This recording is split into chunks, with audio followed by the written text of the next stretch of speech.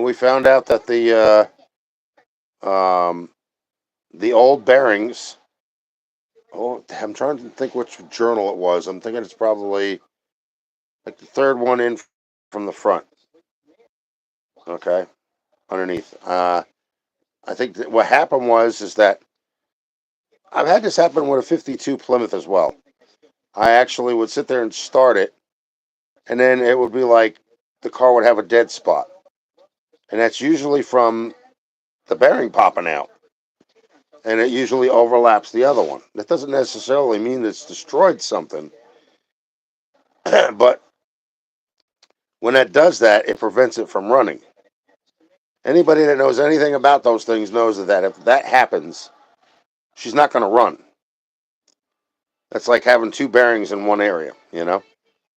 So the only way to fix it, and I've seen people do this with emery cloth.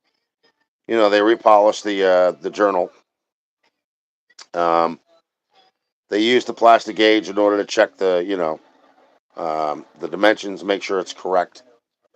Um, Depending on what kind of car you're driving, like a 283 V8, it could be 0.002 or 0.003.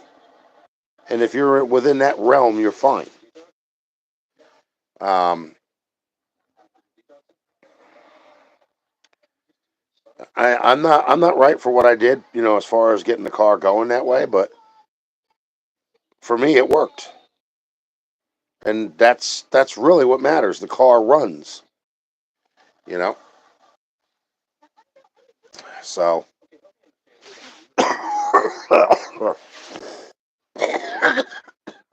but right now I'm still fighting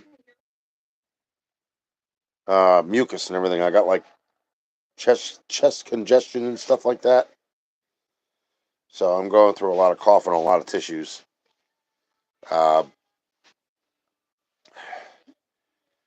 that's about it, really, on my end. I mean, after I do what I have to do with the brakes, I got three studs for the passenger side rear because three of them broke off with the lug nuts on them. So I got three brand new studs and three brand new lug nuts for that side.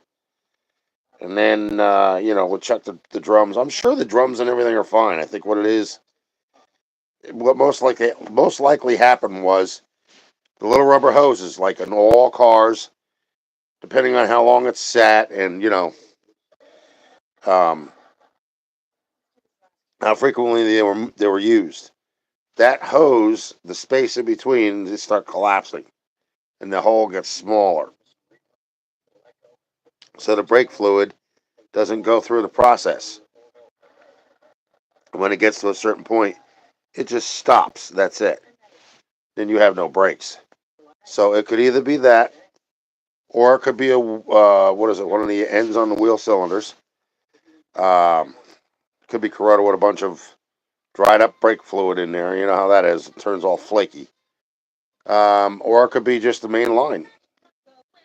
Going from the master cylinder, they have these little exchange blocks. There's one on each side that I've seen on the 57, and I think it's just like near the upper control arm on both sides. I've seen it, and there's brake lines that run through that, and it could be one of those. It could be leaking from that. It could be leaking from one of those lines coming off of it. Um, I think what else it would be.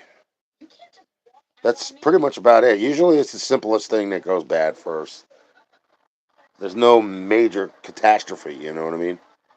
Um, I don't see anybody saying anything in here. Can you guys chat? Somebody say something? Or do I have to log out of here and relog back on because this doesn't look right?